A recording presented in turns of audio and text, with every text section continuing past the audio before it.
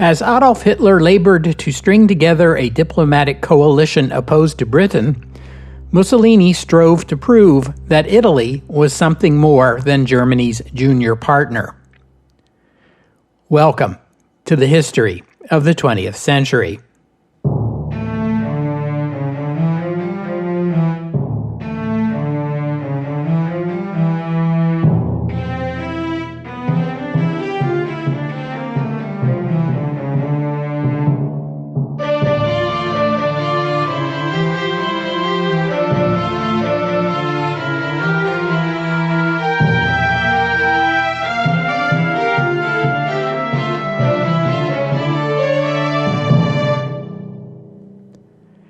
Episode 335, Pay Him in His Own Coin. In episode 328, we looked at the Battle of Britain, the air war in the skies of Great Britain, which began as an effort by the Luftwaffe to assert air supremacy over the island as a prelude to an invasion. When it became clear that was impossible, the bombing continued anyway, now as an attempt to cow the British into talking peace terms. Last week, I told you about what else was going on at the same time. Britain and Italy were fighting in Africa, and Germany was pursuing diplomatic efforts in Eastern Europe that brought Hungary, Romania, and Slovakia into the Axis alliance as signatories to the Tripartite Pact, which also included Japan.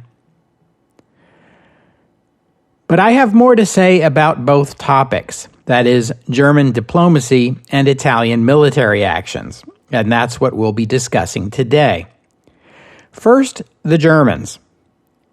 Foreign Minister Joachim von Ribbentrop had conceived a diplomatic strategy to create a continental bloc, a broad alliance of European nations that would oppose Britain and help deter the United States from involvement in the war. Bringing the Eastern European nations of Hungary, Romania, and Slovakia into the Axis alliance was part of that strategy. Ribbentrop hoped ultimately to include Spain, France, and perhaps even the Soviet Union into his continental bloc. Let's consider Spain. The Spanish Civil War ended in April 1939, just months before the Second World War began, and it left the winners, the nationalist government under Francisco Franco, deeply indebted to Italy and Germany, in both a fiscal and a moral sense, and ideologically the Franco government was sympathetic to the Axis. But the Civil War had left Spain in no condition to get involved in a world war. So when the war began in September, Franco's government adopted a policy of neutrality. So did Mussolini's Italy, as you'll recall, but once it became clear that France was going to fall, Mussolini jumped into the war so as not to miss out on the spoils. A similar thought process was going on in the mind of Francisco Franco. Less than a week after German soldiers entered Paris, the Spanish ambassador in Berlin passed on a message from Franco offering to join the war under certain conditions. Franco's conditions read like a Spanish wish list. Gibraltar, of course, and French Morocco, and the port city of Oran in western French Algeria. Oran had once been Spanish territory from 1509 until 1708, and again from 1732 to 1792. Now Franco wanted it returned to Spain. Oh, and how about French Cameroon while you're at it? In June, Hitler brushed aside Franco's offer. This was the time when most people thought the fall of France would quickly lead to a British capitulation, so Hitler saw no need in indulging Franco. 2 months later, though, when it became clear the British had no intention of giving in, Hitler began to take interest in the idea of a Spanish alliance. Together, Germany and Spain could take Gibraltar, which would deny the British the use of the Western Mediterranean in accordance with Alfred Jodel's periphery strategy. And following the British attack on the French fleet at Mers al-Kebir, Near Oran, the Pétain government in Vichy was plenty upset with the British, which raised hopes in Berlin that the new French state, as it called itself, could also be persuaded to join the war against Britain.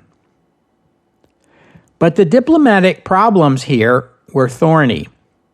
Italy was already in the war, and it already had claims against France for the formerly Italian territories of Savoy, Nice, and Corsica, and for French Tunisia.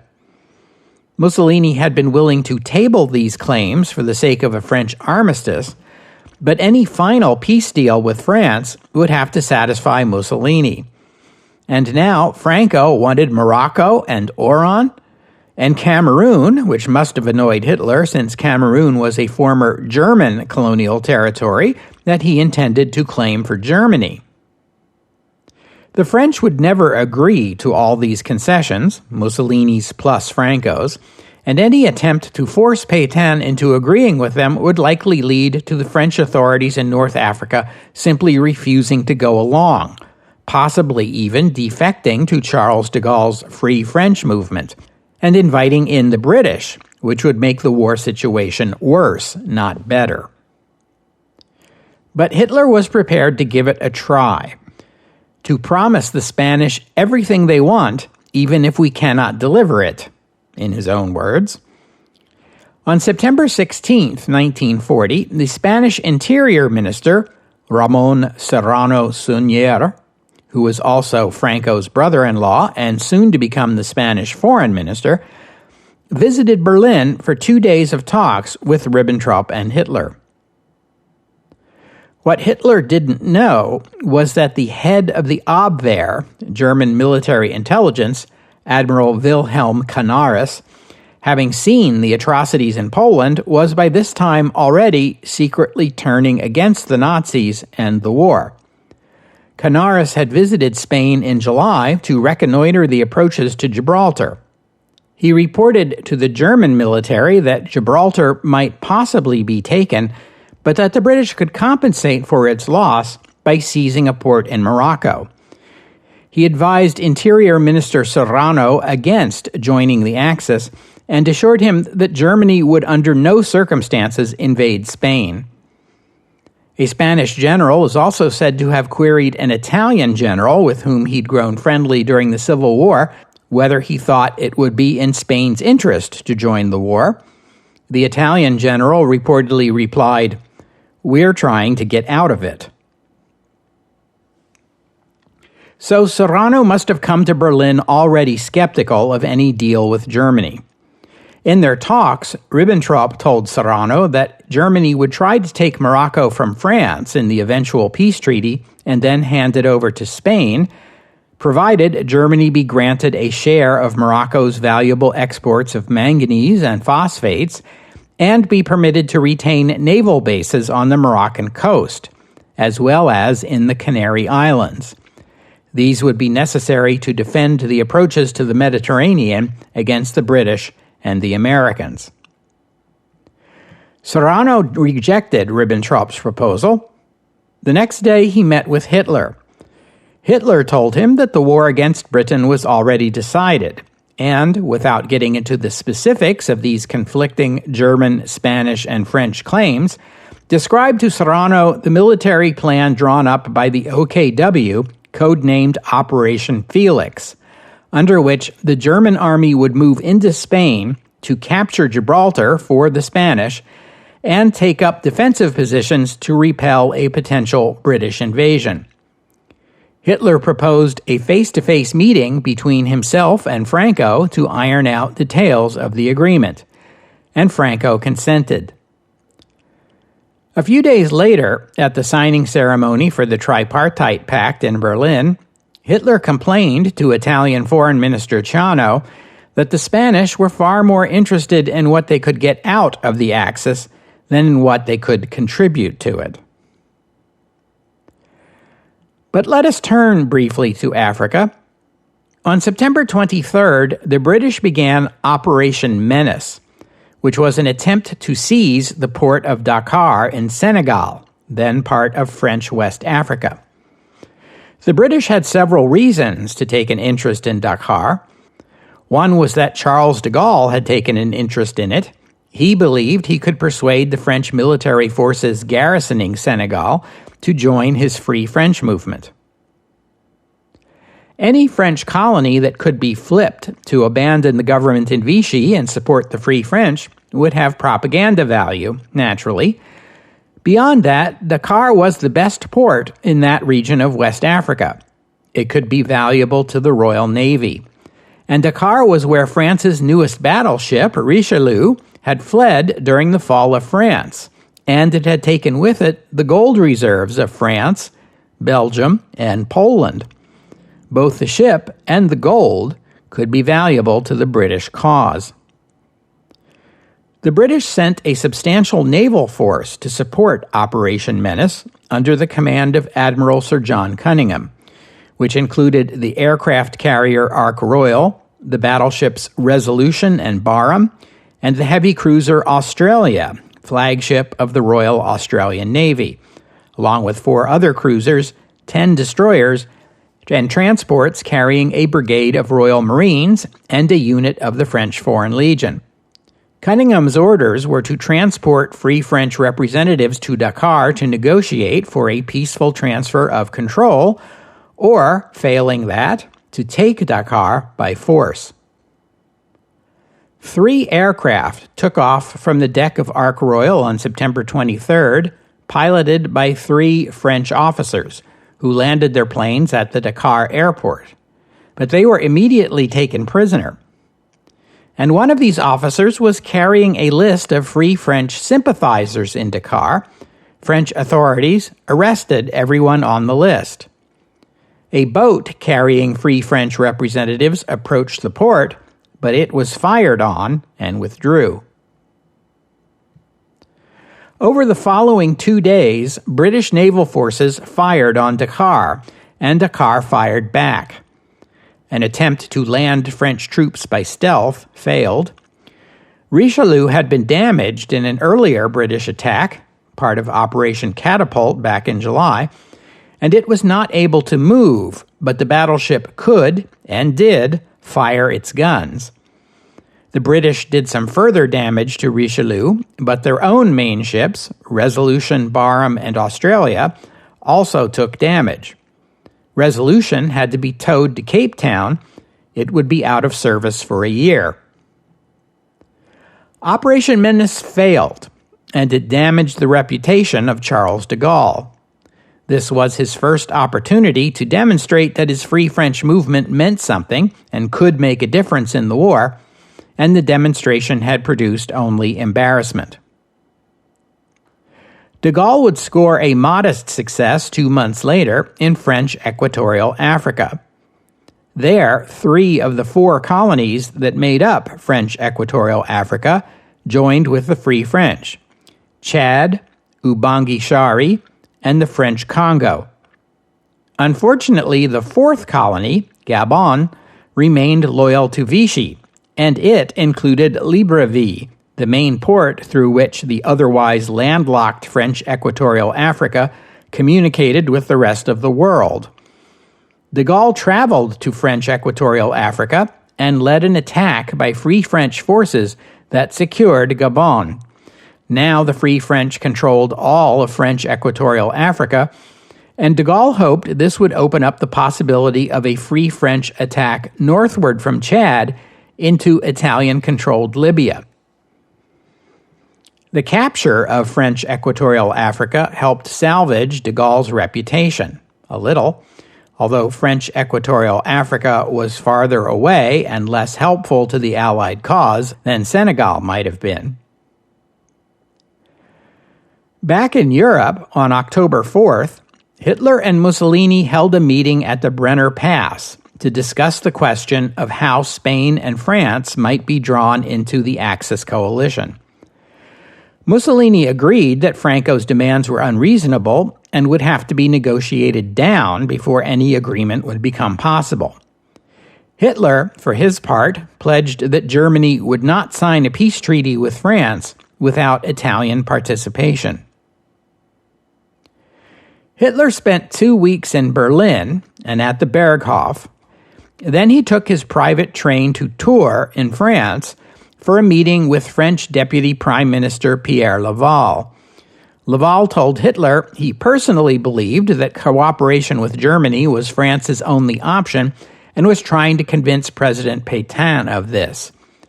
Hitler told Laval that Britain's days were numbered and that how favorable the terms of the final peace agreement would be to France depended upon the degree to which France would contribute to the effort against Britain. That night, Hitler's train carried him to the French resort town of Andé, which lies at the southern end of the French Atlantic coast near the Spanish border. The following afternoon, he would meet with Francisco Franco. Hitler laid out for Franco how he wanted a continental alliance against Britain, which, he said, would shorten the war. But overlapping French and Spanish claims stood in the way. Hitler urged Franco to drop specific demands, promising in return only that Spanish claims would be considered in the final peace agreement. He promised Franco that the same German airborne units that had stunned the Allies with the rapid seizure of the Belgian fort Eben-Emael would be deployed to take Gibraltar, which would then immediately be handed over to Spain. Franco expressed doubt over whether Britain could be so quickly beaten, and suggested that even if Great Britain itself were occupied, the British war effort would continue from Canada.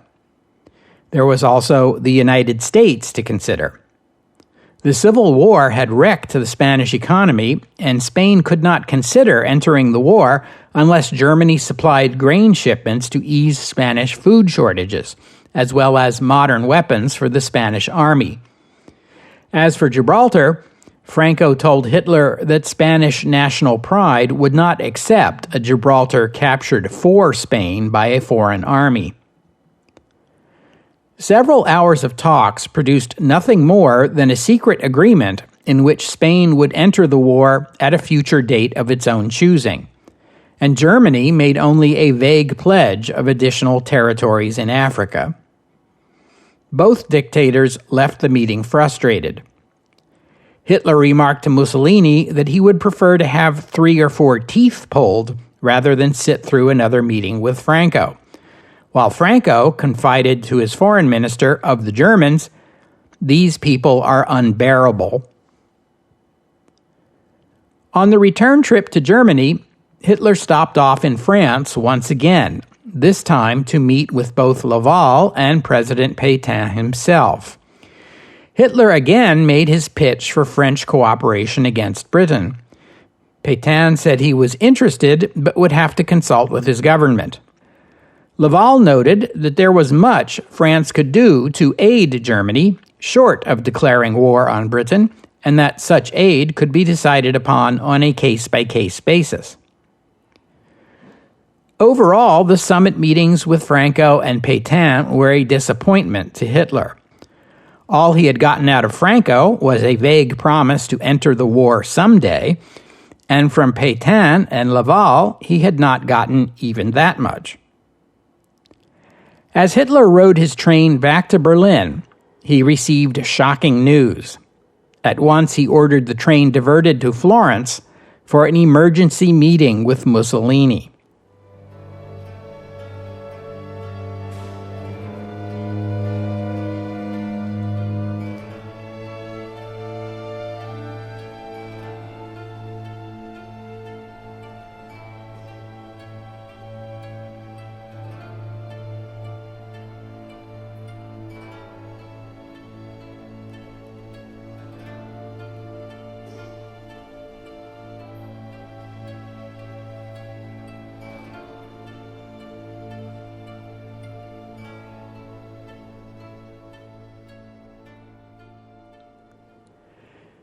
You almost have to feel sorry for Benito Mussolini. Almost. The end of October 1940 marked the 18th anniversary of the March on Rome and his accession to the Italian premiership.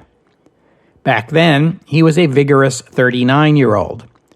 Now he was 57, the age when aches and pains become impossible to ignore, the Bermuda Triangle of life, as monologuist Spalding Gray once put it. Did he ever wonder if he should have retired before this? If he had retired in, say, 1937, after 15 years in office, he likely would have been remembered as a great Italian hero. But it wasn't enough. He wanted more. And here we are. Italy had simply not been ready for the Second World War. Germany and Britain had spent the previous 5 years rebuilding and modernizing their armed forces. Italy had spent the past 5 years on military adventures in Ethiopia, then Spain, then Albania. These foreign wars had stretched the Italian military and the Italian economy to their limits. This was the reason Mussolini had warned Hitler before the Pact of Steel was signed that Italy would not be ready for war until 1942. Hitler had assured Mussolini that he planned no move against Poland. Mussolini signed, and Hitler promptly moved against Poland.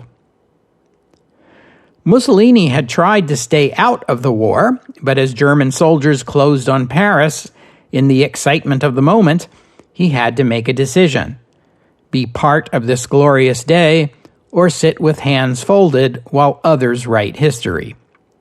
For Mussolini, this was no choice at all. Better to live one day as a lion than 100 years as a sheep, am I right? Italy had territorial claims against France, and Mussolini meant to do more than count on German charity.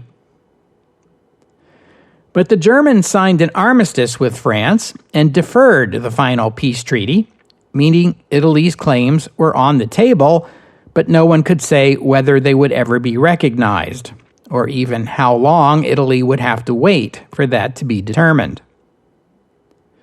Meanwhile, the British still controlled Gibraltar and the Suez Canal, meaning Italy was bottled up in the Mediterranean Sea, at least for the time being, unable to import goods and materials from beyond Europe, which meant they were heavily dependent on the Germans. Mussolini had been a true believer in Operation Sea Lion and hoped the fall of Great Britain to the Germans would free Italy from its Mediterranean prison. He volunteered Italian soldiers and airplanes for the invasion, but Hitler was non-committal. Meanwhile, the Italians were fighting the British in Africa. I told you about those battles last week, including the September Italian offensive into Egypt that advanced as far as the Bedouin town of Sidi Barrani, forcing the British back to their railhead at Mersa Matruh. But then Rodolfo Graziani, the Italian commander in North Africa, called a halt to the offensive. Graziani had not wanted to begin the offensive in the first place, and he was not satisfied with the result. Yes, sure, the Italians had advanced about 100 kilometers into Egypt, which looked nice on the maps in Rome, but what had the offensive actually accomplished? Nothing except extend the already stretched Italian supply lines 100 kilometers longer, and that last 100 kilometers was nothing more than a bumpy dirt road, more of a track, really, from the Libyan border to Sidi Barrani. So Graziani halted his offensive and ordered his soldiers to dig in and defend what they had already taken. He told Rome the British defenders at Mersa Matruh were fully supplied, and his army would have to be as well before he could think of attacking them. This would take months, owing to the supply difficulties, which I described to you last time. In Rome, Mussolini and his chief of staff, General Pietro Badoglio, envisioned the conquest of Egypt in 3 stages. Stage 1, the advance to Sidi Barrani, was already complete. Stage 2 would be the next offensive, which would capture Mersa Matruh and would begin as soon as the army was resupplied. Afterward, Mussolini figured, the rest would be easy, because then Alexandria would be within range of Italian bombers based at Mersa Matruh. This would force the Royal Navy's Mediterranean Fleet to abandon its base there, which would in turn allow the Italian Navy to support Italian land forces as they marched on to the Nile. Mussolini insisted that Italians would be able to cope with the desert climate better than Englishmen, who were accustomed to cold and damp. My sources don't say how Mussolini figured Italian bombers based in Mersa Matruh were going to get the fuel, arms, and spare parts they would need, nor whether they considered the fact that British bombers would be able to fly from Alexandria to Mersa Matruh just as easily as Italian bombers could fly the other way, but that was the plan. The Italians were also asking the Germans for help in North Africa. For the Italians, help meant giving them German tanks and aircraft to be operated by Italian personnel. Hitler and his military didn't care for that idea. They were willing to send a couple of armored divisions to North Africa to assist, and some air units to defend the Italians and help bomb Alexandria. The Italians said yes to the air units, but no to the armored divisions, assuming that if German army units got involved in the fighting, the Germans would want to take command of the whole operation. You know how they are. Anyway, the Italians ran the math on how long it would take them to ship a German armored division to North Africa, and the answer that came back was several months. Eventually, they whittled this down to 45 days. So, Mussolini and his military were one step into this three-step plan to take Egypt. Step 2 would begin after Graziani's army was resupplied. Beyond Egypt, Mussolini had designs on the Balkans, especially Yugoslavia and Greece, two nations that had long been thorns in his side. He wanted to invade Yugoslavia with an eye to claiming Slovenia and Croatia for Italy. He figured the newly resurgent Hungary, now that it had thrown off the yoke of the Treaty of Trianon, would be willing to help in exchange for a share of Croatia. And there was Bulgaria, which was friendly with Italy and would likely also be interested in a slice of Yugoslavia. But the experience of the First World War showed that an Italian army could spend years just fighting its way across the Isonzo River. Remember how there were 12 battles of the Isonzo during that war? It would simplify matters a great deal if the Germans would allow Italian army units to transit the territory of the former Austria. This would allow the Italians to open a much broader front in the north. The Italians broached the topic of transit rights with the German military. The Germans reacted to the idea of Italy invading Yugoslavia with horror. They said no to the transit rights and pressed the Italians to drop the whole idea. And then there was Greece. Greece was a nation with a history of collaboration with the British, and it was practically on Italy's doorstep. Indeed, now that Italian troops occupied Albania, Greece was well within reach. Mussolini well remembered his humiliation when Italy landed troops on the Greek island of Corfu back in 1923, but then the League of Nations forced them to withdraw. Episode 254. When the Italians consulted the Germans on this matter, once again, the Germans did their best to discourage an attack on Greece. The German military urged the Italians to stay focused on Egypt. But on October 12th came two developments that were very worrisome to Mussolini. With the passage of time, the prospects of a successful Operation Sea Lion were becoming remote. On October 12th, Hitler issued orders redeploying some German army units to the east, which strongly suggested he was giving up on the invasion. This was also the day that the Germans moved troops into Romania to protect those Romanian oil fields and train the Romanian army. This irked Mussolini. Remember, he had this vision of a new Roman Empire, and so he saw everything south of Hungary as Italy's for the taking. The Germans were interested in an Eastern empire, or so Hitler had always told him. The Mediterranean region was for Italy. Now Hitler was infringing on his turf, and he had done so without any consultation or even advance notice. Mussolini told his son-in-law/foreign minister, "Hitler keeps presenting me with fait accompli. Now I shall pay him back in his own coin." And then there was the fact that, with Operation Sea Lion apparently no longer in the works, the British would soon realize their home island was no longer in danger. This would free up British land, naval, and air units. And where were the British going to deploy these newly available units? Egypt, obviously, which would put the battle plan there at risk. Beyond that, the British would likely rely on their chummy relationship with Greece to deploy air and naval forces there, within striking distance of the Italian Navy's main port at Taranto. To Il Duce's way of thinking, this was a critical risk that had to be addressed. He ordered the Italian military to attack Greece on October 26th, exactly 2 weeks after German troops entered Romania. His military leaders figured it would take 20 divisions to subdue Greece, and getting them into position would take time. Italy and Germany both had demobilized a portion of their armies after the fall of France. Such large forces were no longer needed when Britain was the only threat. In Italy's case, military mobilization had hit the civilian economy hard.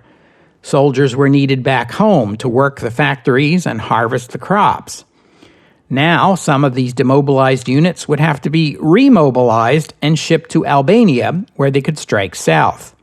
This would take 3 months. "Not good enough," said Mussolini. "You have 2 weeks."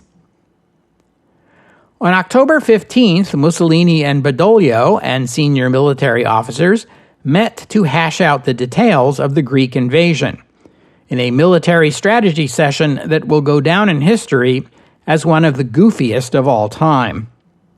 Italy had only 6 divisions in Albania. No matter, the generals said, the Greeks were weak and demoralized, ruled as they were by a military dictator no one wanted, while the Italian army was just spoiling for a fight. The first step would be to advance south from Albania into the Epirus region of northwestern Greece. Italian troops could be shipped by sea and landed at the port of Arta to support the main invasion. From there, Athens would be within striking distance, and perhaps a division or two could be spared to move east and take Salonika before the British got any bright ideas. Maybe the Greeks would take advantage of the opportunity to rise up against their own government. Marshal Badoglio was the only naysayer.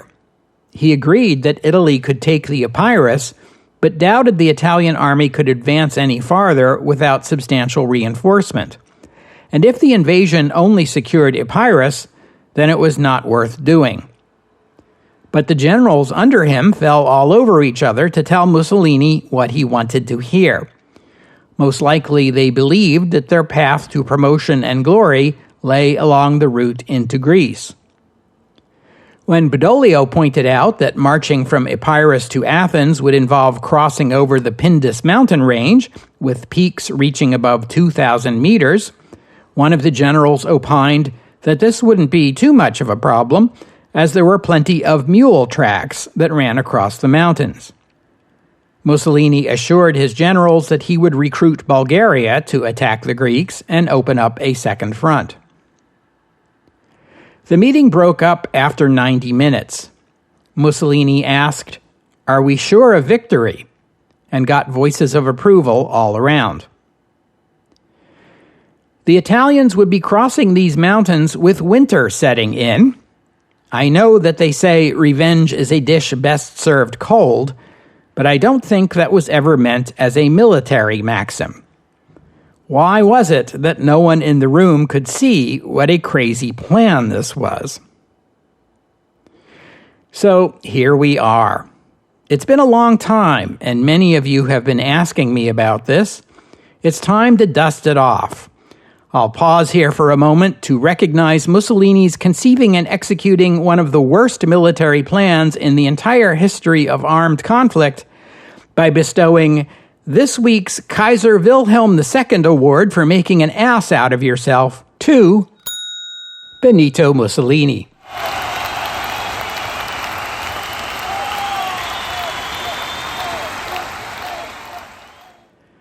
Anyway, the crazy plan was put into motion, and the Germans were not informed. The German military did pick up that the Italians were deploying for an offensive against Greece, but naturally assumed this would not begin before the spring of next year.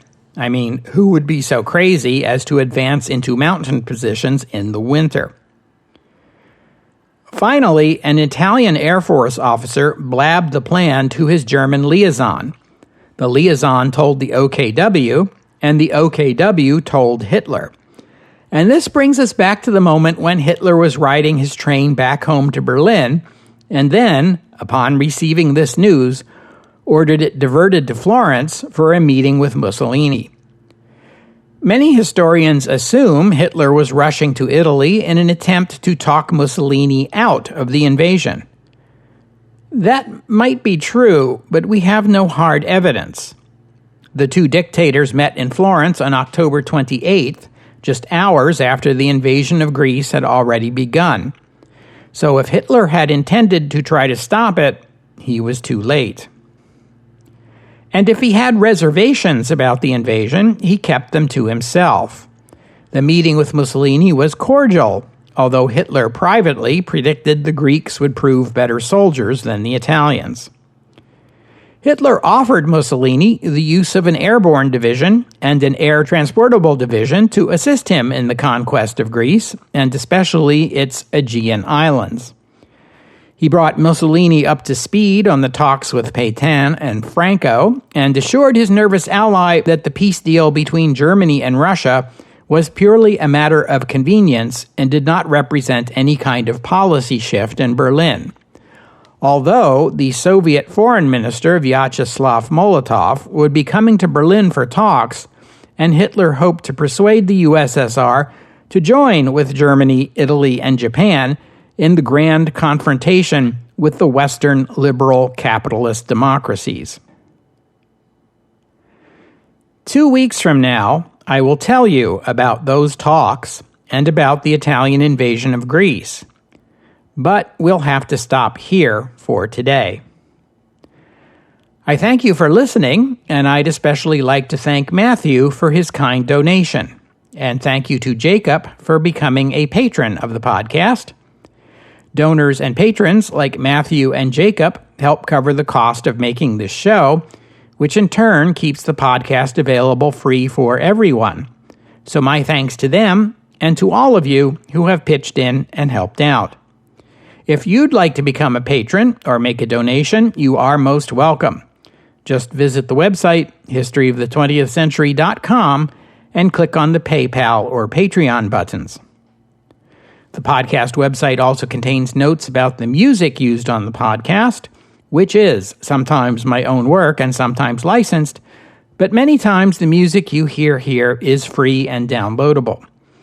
If you hear a piece of music on the podcast and you would like to know more about it, including the composer, the performers, and a link to where you can download it, that would be the place to go.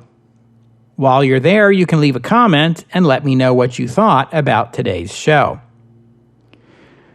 I'm pleased to be able to tell you that a short story of mine appears in the just-released fantasy anthology Artifice and Craft. It's a collection of stories about magical artifacts and is available as an ebook or paperback at Amazon, Barnes & Noble, and Kobo.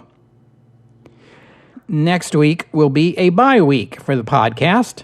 Still, I hope you'll join me in 2 weeks' time here on the History of the 20th Century as we continue this story of German diplomatic maneuvering and see what happens when Mussolini's imperial dreams meet cold, rugged reality. Ohi, in 2 weeks' time, here on the History of the 20th Century. Oh, and one more thing. It's been quite a while since the name of Kaiser Wilhelm II has come up in the podcast, so let's get caught up a bit.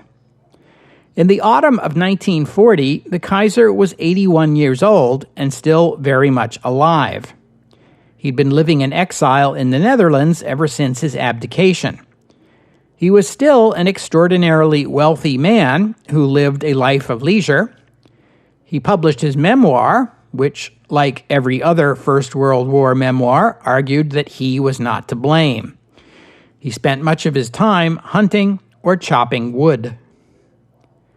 In the early days of Nazi rule in Germany, Wilhelm was hopeful that the Nazis would restore the German monarchy and grant the crown to his grandson, Prince Wilhelm.